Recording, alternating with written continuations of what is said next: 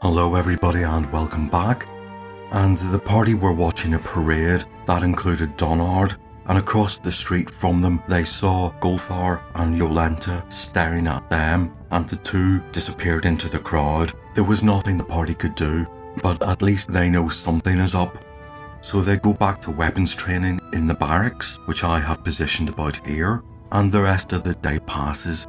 Liz is training on Fogor Isle, and Carrick is back in the house making some fine things at his workbench.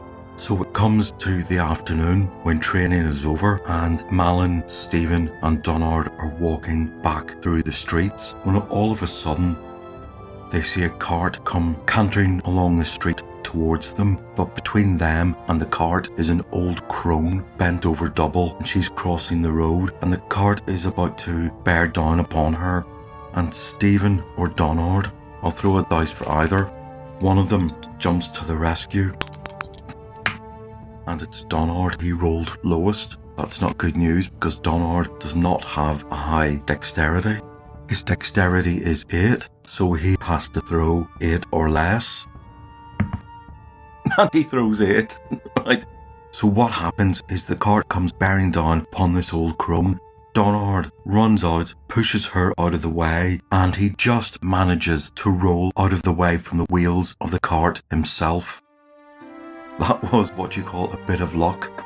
And the old crone is extremely alarmed, and several people gather round to help everybody get back on their feet. It takes a few moments for her to catch her breath, and Malin and Stephen catch up and they all gather around her to make sure she's okay.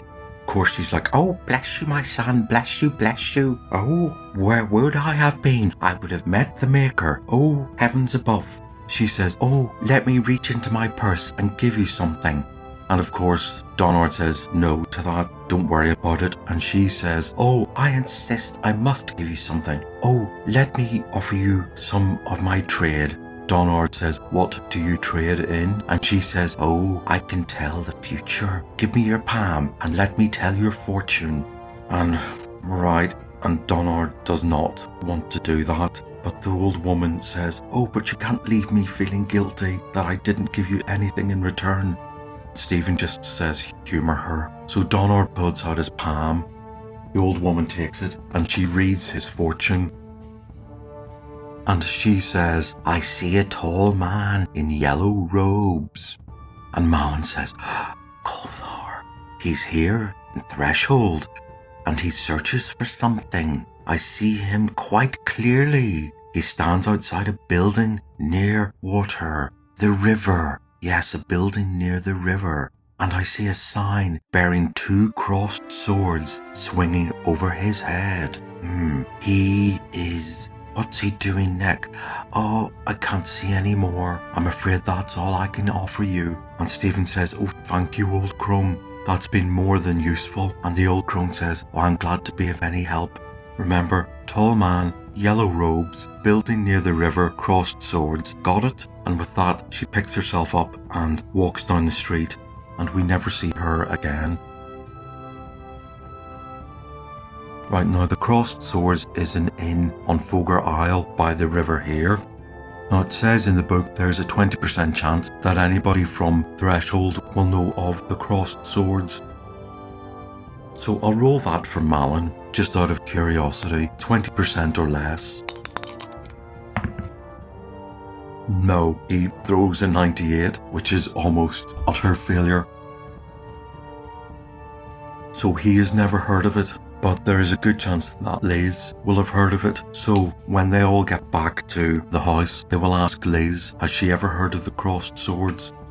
So if she throws 40% or less, she will have heard of it. If not, it will take another day for her to go back to Fogor Isle and go training again. And she throws a 44, so she thinks she's heard of it. She's sure it's somewhere on Fogor Isle. She doesn't know where, but she's almost certain anybody on the Thieves Guild will know where it is. That is the late afternoon event over with. In the evening, Malin is going to visit an old friend, and we'll catch up with that in a minute. So the party is going to break up for a bit. Liz is going to go off to Fogor Isle to look for the crossed swords, or to look for news of the crossed swords. Everybody else is going to go to the Hook and Hatchet, but Malin has another errand he has to run. He's going to go to about here, which is a rather grim part of town. He is going to visit somebody that, if you remember from Castle Mistamere, is called Gruselface. Gruselface is an insult that was given to this guy by the local kids because his face got badly burnt in a fire and he gets picked on. Sadly, it didn't end there, because the fact that kids started taunting him made all the adults suspicious, and they in turn turned what was a childish game into some seriously nasty gossip. And this guy was largely heckled and bullied every time he left the house, which he had to do under a cloak. The only person who has spoken to him in years is Malin, and Malin went up Gruselface's house because rumour had it that he was a magic user, and Malin wanted a spell book to learn magic. And of course, spellcasting is not permitted in Threshold, so that just added to the bad rumours about who Gruselface is. And growing up, Malin and Liz, the stories that they learnt about this person was that he lived in an empty house that was filled with the dead bodies of children and cobwebs, and he slept on a sack. Basically, he was reduced to a monster. That is not who Malin found him to be, quite the opposite. His house was actually extremely neat, extremely tidy, and filled with the most magical, wonderful things from around all the world. And sure enough, he did become Malin's mentor over the next few days. And in fact, Malin became the only person who had ever spoken to him in years. He had, it turned out, a proper name, which was Wilhelm. So Malin is going to visit his old mentor. Now while that is going on, the rest of the gang, Carrick, Donard and Stephen, they are in the tavern, not really thinking that anything is amiss, though Stephen notices that somebody seems to be looking at them. This is a small little man with a rather ratty, ferrety face. Nobody pays much attention to it until this little man reaches for his drink, which the barmaid is handing to him, and as he stretches out his arm to get his drink, his sleeve falls backwards, and there is the tattoo of manacles, which is the symbol of the Iron Ring. And Stephen elbows everybody else. Everybody else decides to get up and speak to this guy. Unfortunately, he is much more quicker and aware than they are, so by the time they've worked out who he is, he's already seen the fact that he's been spotted, and he makes a dash for the door. As he makes a dash for the door, several of the guards from the barracks come in. They step aside to let him out of the way with a sort of, whoa, short stuff, easy on there. And after he runs off, they all pile in. That means they block the door. So by the time the guards are in the tavern, Carrick and Donard and Stephen can run out onto the street, but it is too late. This little character has gone. What happens when Malin eventually does get to Gruselface's house shocks him to the core. Not only is the house empty, but it's half not there. It's been burnt to the ground. The middle part has been burnt. There is a wall still standing. The front door and what would have been the main living room and the upstairs are just demolished, and there's a load of rafters which have fallen over. Malin looks through the rafters and he can see that there is a closed door that leads into the left hand side of the house, which is about the size of one small room, and that seems to still be intact. There is kind of half a staircase that still leads upwards.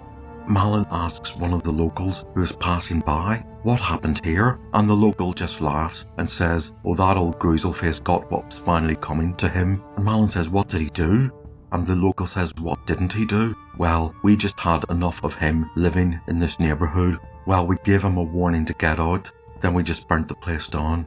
And Malin says, what? Was he inside? And the man laughs and says, well, not for long. Boy, did he run, and could you hear him run? Malin's brain is stabbed with an image like a knife, and he can just see this house burning with everybody standing around it, and Gruselface having to run out the back door in utter horror and despair for his life, which is in danger, and the fact that everything that ever kept him safe or even vaguely happy was being burnt. And Malin asks, where did he run to? The man just shrugs and says, who can tell, and who wants to know? Malin, well, he looks over the ruins again. He walks back to the tavern in shock.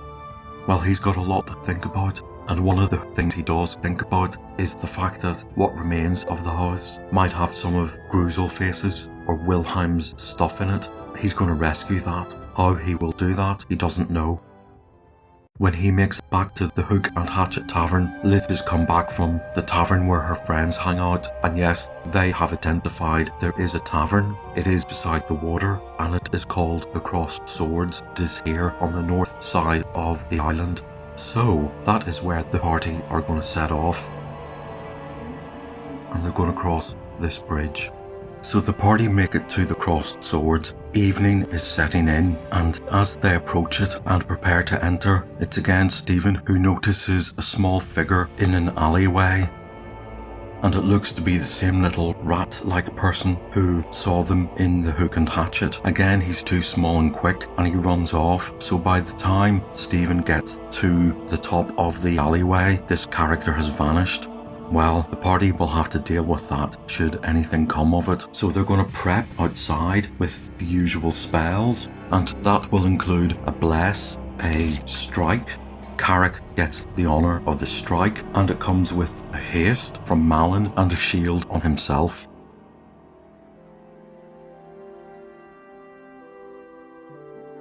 So they're going to burst into the Crossed Swords Tavern, and let's see if they are fast enough to gain surprise, or did their spell casting alert anybody in the tavern? And sure enough, the party are surprised. So in the usual formation of Carrick, Donard and Stephen at the front, each one is ambushed by a troll. That's bad news because trolls have 3 attacks and do quite a lot of damage. They have 2 claw attacks and a bite. In fact, I don't think we've seen a troll before, so let's just do a quick recap. Trolls, 2 claws, 1 bite, 1d6, 1d6, 1d10. Right, they regenerate damage after the 3rd round, and they regenerate at a rate of 3 hit points per round. So let's do the first one on Donard. 2 claw attacks, both miss. They have a Thaco of 13, so that hits AC 1, not good enough, and the bite misses. The one on Carrick fails to bite or to claw.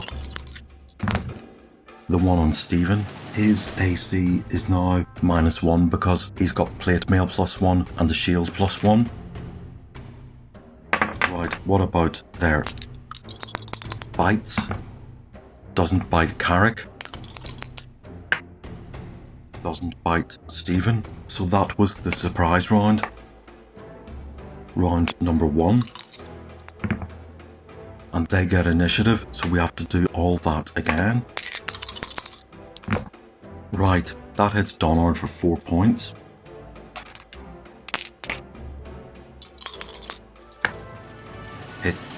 Hits Carrick for 6 points.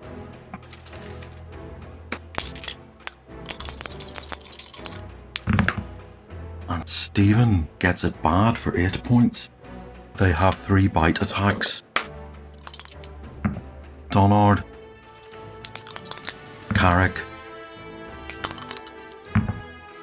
Well, Stephen gets bitten for another 8 points. He's down to 10 HP. Right, so it's our attacks. We get 2 attacks per round. Malin is going to cast invisibility on himself. Liz is going to try and shoot the one that's on Stephen. And, well, with the short range bonus, that's an 8. She hits AC 6. That's a miss. They have AC 4. She hits with that one. 1 point is taken off it. I'll do Stephen on the troll. Misses both times.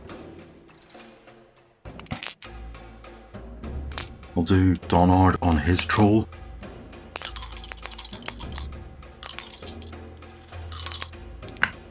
And he hits once, and he does 7 points off it. And I'll do Carrick on the troll that is on him.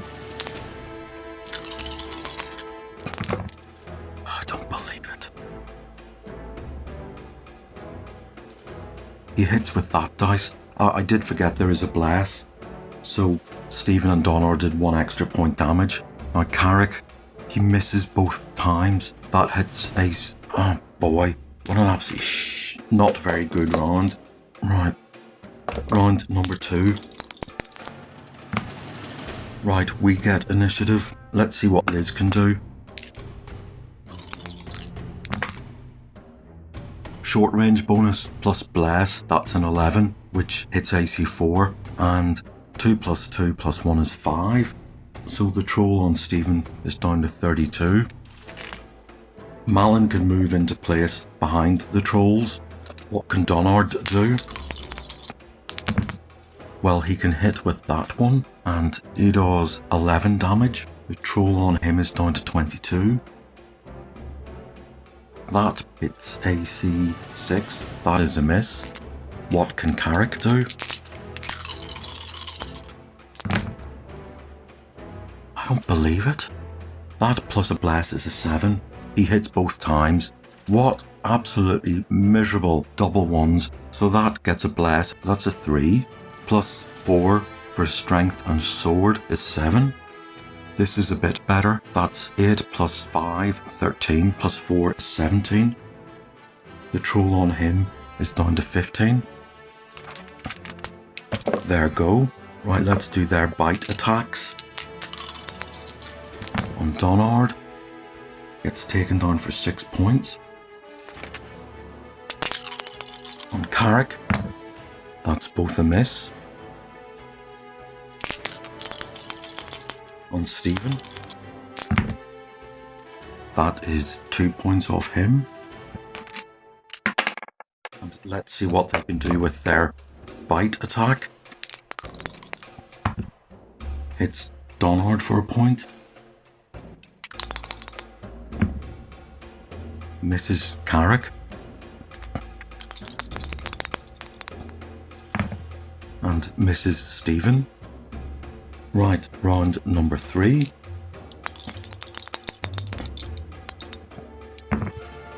And it's mutual. Arrows first. Liz is still on the one that goes on Stephen.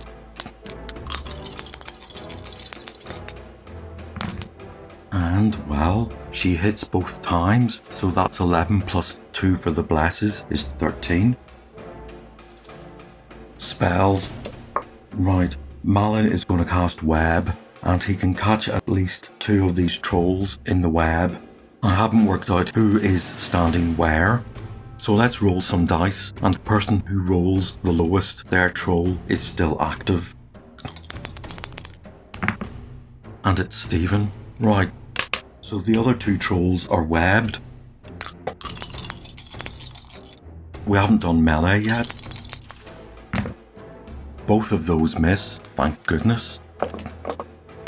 But its bite attack also misses. Right, so there are 2 trolls in the web, and Donard and Carrick are going to switch targets.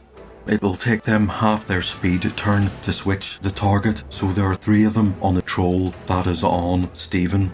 Stephen gets his 2 attacks.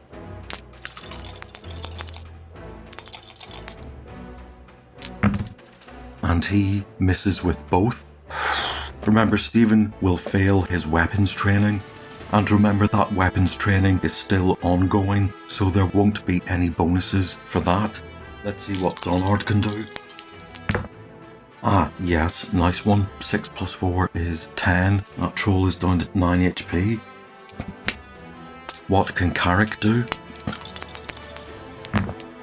Yes, he kills the troll that is on Stephen, and had it lived, it would have survived to regenerate. Well, let's light a torch, throw a flask of oil on that troll that has been killed, and just make sure it dies in fire. Now, what about the trolls which are in the web?